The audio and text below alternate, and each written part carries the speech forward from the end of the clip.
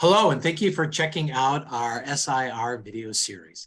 I'm Mark Wheeler, Managing Partner for Strategic Options and a member of the SIR Marketing Committee. Joining us today is Ravi Duvvuri from Country Financial and member of the Annual Conference Committee for SIR. Welcome, and thank you for sitting down with me today. Oh, thank you for the invitation, Mark. How are you? I'm doing well, thank you. I'm glad that we were able to take and connect today. I've got a few questions just to help the listeners learn a little bit more about you, learn a little bit more about the conference as well. So in your role at Country Financial, are you involved with gathering and analyzing competitive intelligence, as I understand? And how does research and the services of SIR support that effort?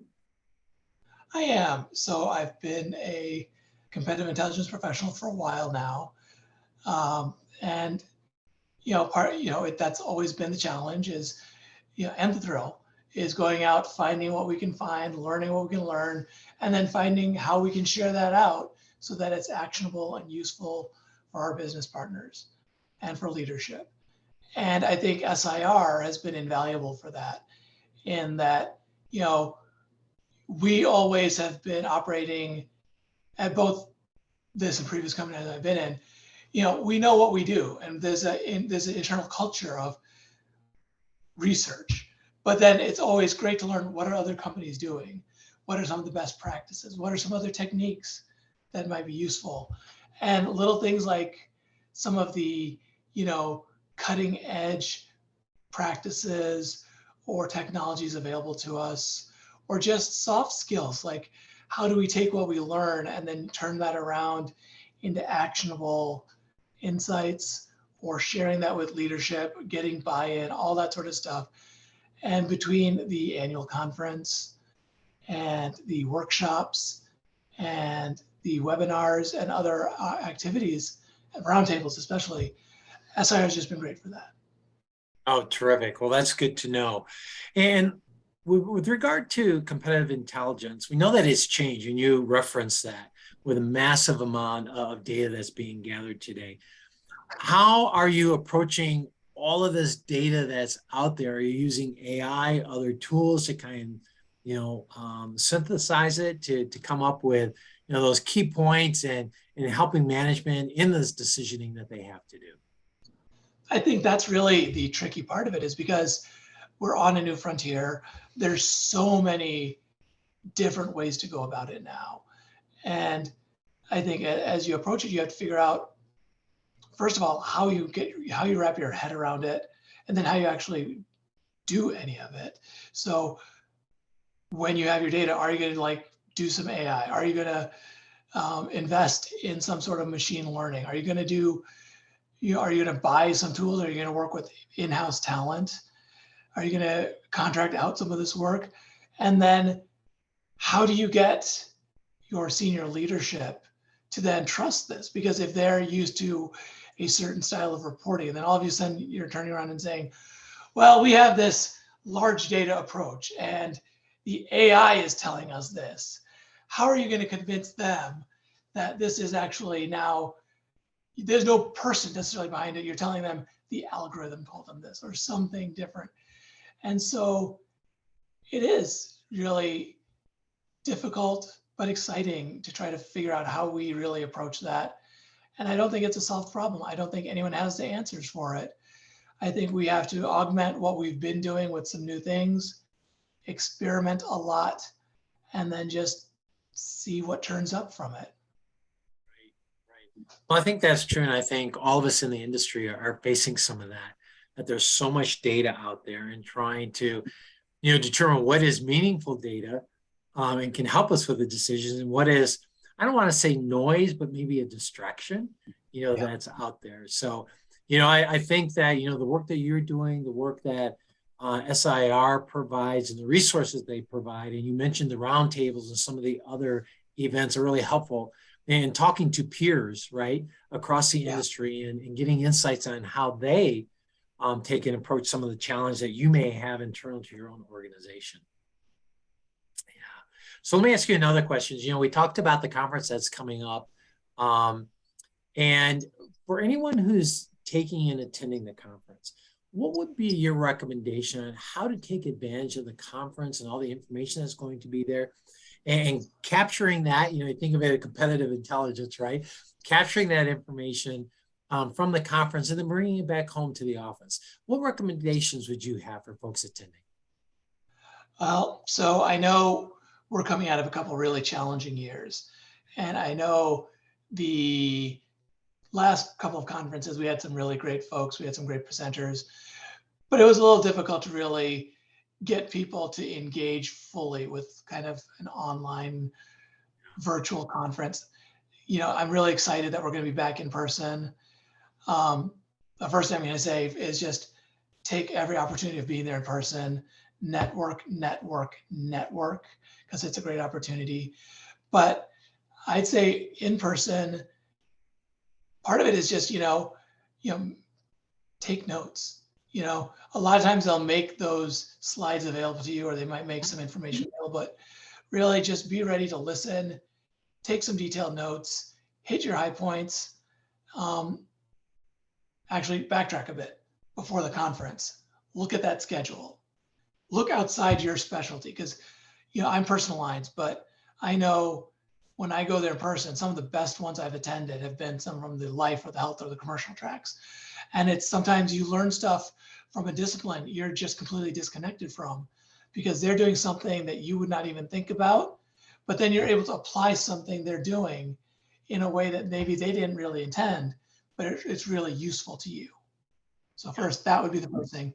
Take lots of notes. But then when you get a chance, if you're going with people from your company, compare notes afterward. But if not, like at lunch or in between sessions, or just when you're in the vendor hall and you're hobnobbing, just talk about some of the things you attended and see what people thought about it. Because sometimes what you saw as a takeaway, they might have had some other insight. And that's really great to share that, because that's really the beauty of it, because you're going to view it from your lens, they're going to view it from theirs, and comparing those notes and seeing what's going on, you're going to really bolster what you learned. And then my advice is just either that night or as soon as you get home, just flesh out those notes. Try to get them cleaned up so you can share them, because you don't want to wait 2 days, you don't want to wait a week, you don't want to wait a month before sharing out. Oh, that's really, really good advice. I really like the idea of networking and taking advantage of all the opportunities that are there, whether you're walking down, looking at different vendors that are there and displaying, or, at lunch, sitting at a table, not with your peers, right, or your colleagues, and meeting new folks and reaching out that way, or, the stand up for breakfast, whatever it may be. So I think that's a great way. And I know that I've met lots of folks that way and extended my network and their thinking process along the way. So great advice. I mean, one of the most valuable things I did my very first conference is I went into that first general session. I sat down, I didn't know anybody there. And I just had my notebook out and I was just had my coffee, just getting ready. And the person next to me just kind of leaned over, said, "Hi, I'm such and such from such company. How are you doing?" Just introduced, struck up a conversation. And that really opened the door to everything, because then it's just like, you feel welcome, you feel engaged. And from there, again, that's what got me involved with the sharing calls, or now the roundtables. And really, again, that gets you connected to people and everything else that's going on. So if you're there, just reach out and say hi to somebody that you've never met before. That's terrific. Well, great advice. Well, let's go ahead and jump to some of the fun part as well. So I have a series of questions for you, right off the top of your head to take an answer. What is your favorite store? Favorite what? Store. What is your favorite store? This is the Midwesterner in me, but I love Meijer. It's our grocery store, general store. It's like a regional Target / Walmart. But, since college, that was the anchor that we would hit for everything, go there every week, a little bit of everything, it's just always feel comfortable going there. Yep. Well, I grew up in Michigan, so I know the store very well. What is your favorite weather? Weather. Honestly, I think it's springtime rain. Okay. Oh, that's Yeah. great. Yeah. And Because I love, what is, go ahead, go sorry, ahead. no, go ahead, please. I was just saying, spring is just that sense of rebirth and everything, and just that nice, light, cool, not too heavy rain, but just a nice, refreshing, sprinkling. Yeah. Yeah, no, I like that. It has a certain smell in the air too. It's that springness about it. So, what is your favorite word in another language?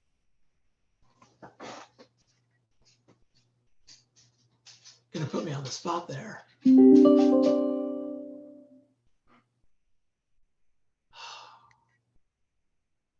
Well, it's all right. We can come back to it. If you think of one, let me know. We'll come back to that one. So, from a learning perspective, do you learn by watching or learn by doing? Mostly doing, I Okay. would say. And would you rather travel in the past or into the future? I think into the future. I think we learn from the past, and that can guide us in the future. And we can maybe avoid some of the pitfalls of the past. And you know, exciting to see what the future will bring us. Great insight on that. And now, are you a cat or a dog person or no animals?